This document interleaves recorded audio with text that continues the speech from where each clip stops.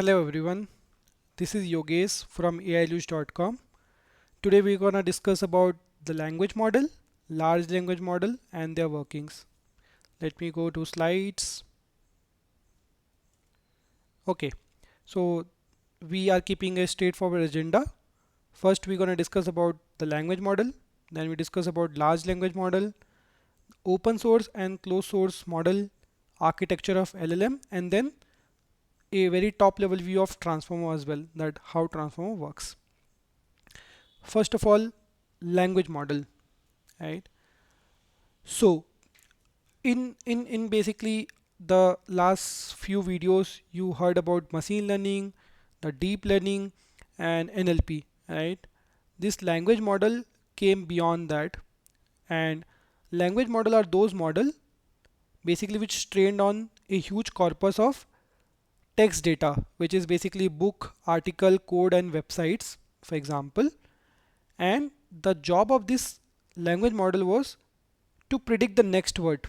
So basically you can now say it, a language model is a AI trained system which has a capability to predict the next word because it has a huge corpus of training data, that is the books, articles, code, website, and it will learn from those information to predict the next word, right? So basically it understands the context before predicting the next word. To give an example, the cat is sitting on the, right? Now it can be basically sitting on mat, it can be sitting on chair, it can be sitting on carpet, anything. But it says that cat is sitting on the mat, which is 85% probable. Why? Because it has learned over the data from which it trained that the cat normally sits on mat compared to chair, and that's how it gave the probability of 85%, right? And then chair 10% and 3%. So if you just see example, the cat sitting on the, if you pass the input to the LM model, which is language model, it gives output as a mat because mat has a high probability, right? So that's the whole piece of working of language model. And then the very good example is autocomplete. When you type something in a Google, right, that I am a good, it automatically says person, student or anything, right? And how it says that? Because Google has all the histories of all the users who has queried it over the time period on the large data. So it can basically assume it what you want to say in a next word basically there, and that's how it populates the next word. Different types of language models are there. Like ngram was the first knife language model which used word to globe, word to vec technique, to basically predict the next word. But there were a lot of limitations were there, and then came the era of transformers. So very initial era where the GPT-1, BERT and all those model were came into picture, and they basically solve the problem of predicting the next word at scale, and that's where the large language model also came into picture. So this is about the language model. Now when we come to large language model, this large language model, if you see, it has the second two keywords which is from the previous one thing, language model, just that one large component added, right? So essentially it is the part of language model, but it has something extra apart from the language model, which is large means the language model has been trained on millions of parameters and was comparatively simpler model, right? Whereas the large language model, if you refer it, it's very large. Why? Because it trained on billions or trillions of parameters. And when I say parameter, that means the complexity, the way the model has been designed basically, right? That's the parameter I'm talking about. And it has trained on huge corpus of text data as well. So that's how the large language model formed. The only goal of the large language model was to generate the content by what? By understanding the context, by understanding the pattern, or by recognizing the meaning of the information which you fed to the LLM, right? So you can say that a large language model is nothing but a AI trained system, just like a language model, but it has trained on massive amount of data, and and that's how it can understand, generate and process the language in a human way, right? Just like a human does, similar way large language model also does it in a very natural way. There are different era of large language model. Very initial era was text only era, where the GPT-2 GPT-3 model came, and it was only trained on textual data. There was no other medium of other data source like your video or images. Nothing was there, just a text. Millions of books, website articles were crawled together, get those information and then fed into the large language model to predict basically the next word or maybe the other information like the word to word translation or many other things. Cement You can also do the sentiment analysis. Anything you can perform it using this GPT-2 GPT-3 models. And then came the shift, multi-model shift, where the GPT-4, Gemini, Cloud, etc., which at this moment you are using right now. These are the new multi-models. It has just not the capability of text, rather it has the capability to generate or understand image, video, audio, anything, any information that can be fed into the system can be utilized and generate the insight or maybe the information from that information basically. So that's the multi-model shift. And then finally the future, or maybe the upcoming few years, which we can assume it, which is the GPT-5 and beyond. Right now the models are trained in such a way that it has the regional capacity, the logical capacity and the thinking capacity, just like a human does, a human brain does. When you say 2 plus 2, a human mind you know think and then answer 2 plus 2 is 4. Similar way, right now these LLM models, which is very advanced, can understand, think, plan and then finally give the output. So it's just not a simple extracting the information from the huge base, rather it also applies some of the contextual meaning, some of the logical reasoning and then thinking on top of that to finally get the answer.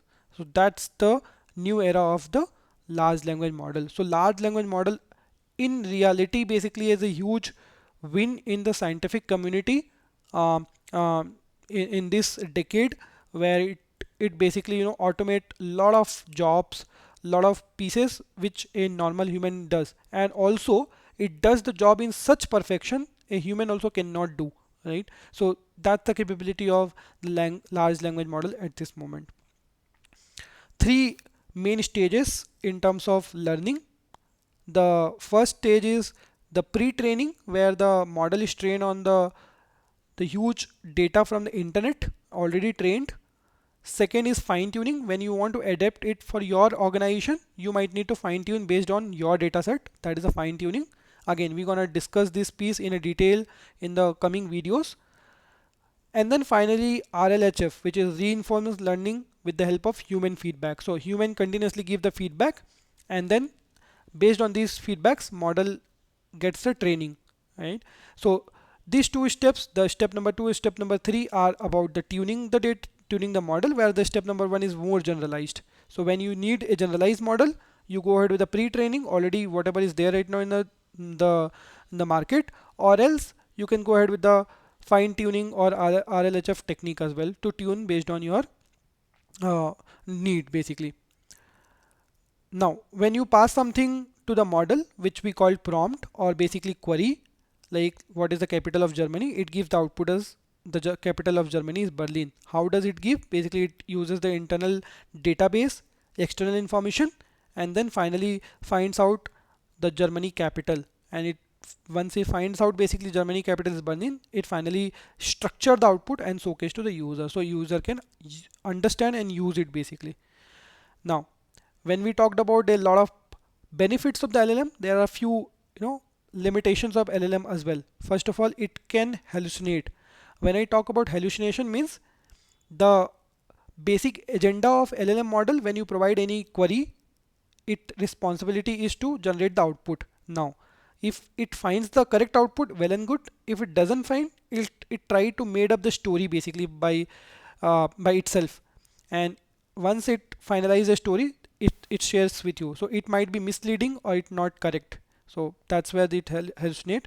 Second, it can put the bias, right? Because it has trained on external data. You don't have any control on that data. So it might be that that data set already has been biased. So you might receive the biased output basically of that. And finally, it is bit expensive if you're using for your own infrastructure. If you're just taking the APIs and using the already published model, it is fine. But when you want to use it for your purpose in your infrastructure and you want to maintain the privacy and the data masking everything, then at this moment it is bit expensive, to put it at the scale. So, but again, this is coming down here, time by time, and probably in the next uh, months or maybe next year, you'll see a lot cheaper model compared to at this moment. Open source and closed source. So there are two categories of the models are there. One is open source, second is a closed source. Open source means it is freely available to use. It is made for the research and can be modified by anyone, right? Whereas the closed source model is generally provided by the licenses or the paid APIs and maintained by the companies.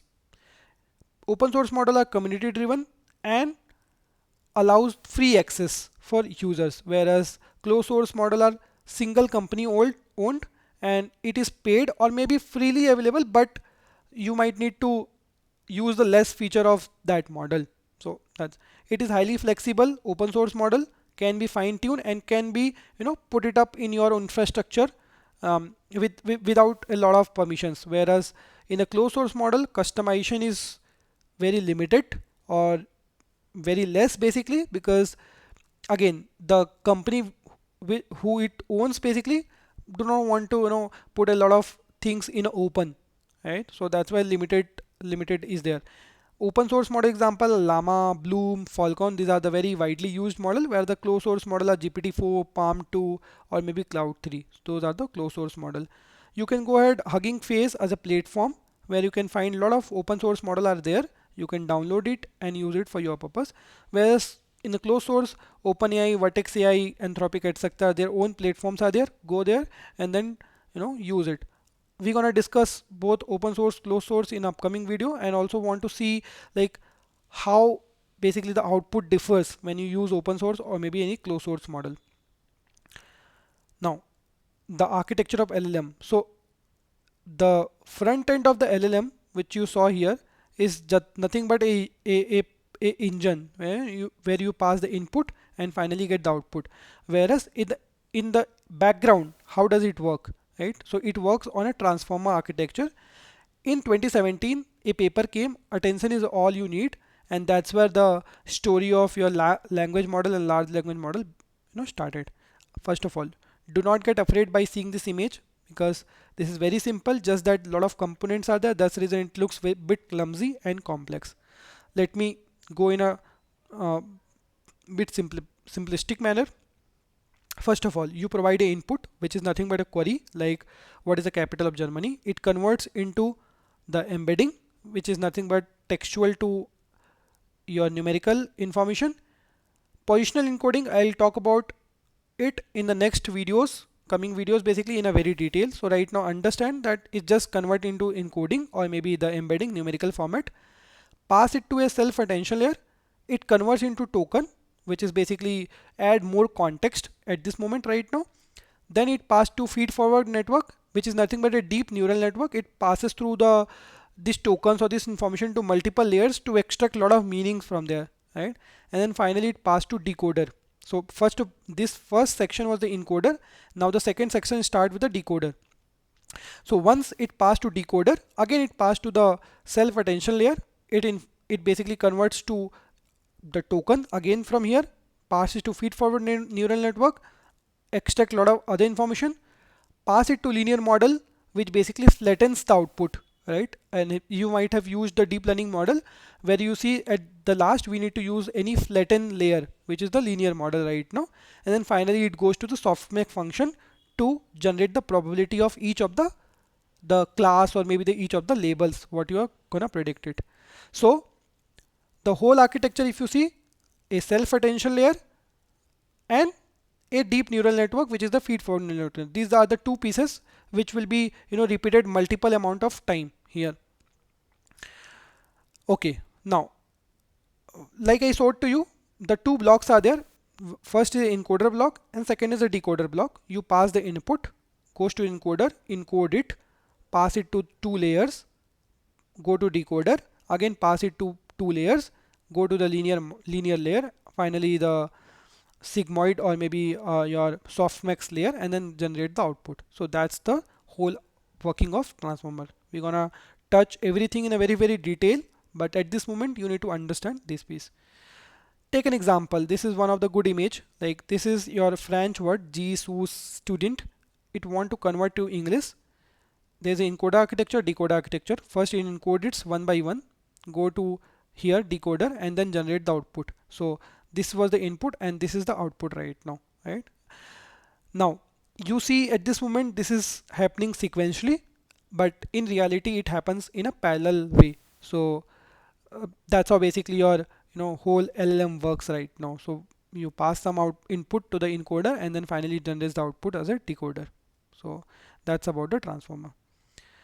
I hope you understood something out of this video, and you liked about this content. So first of all, thank you so much for watching this video.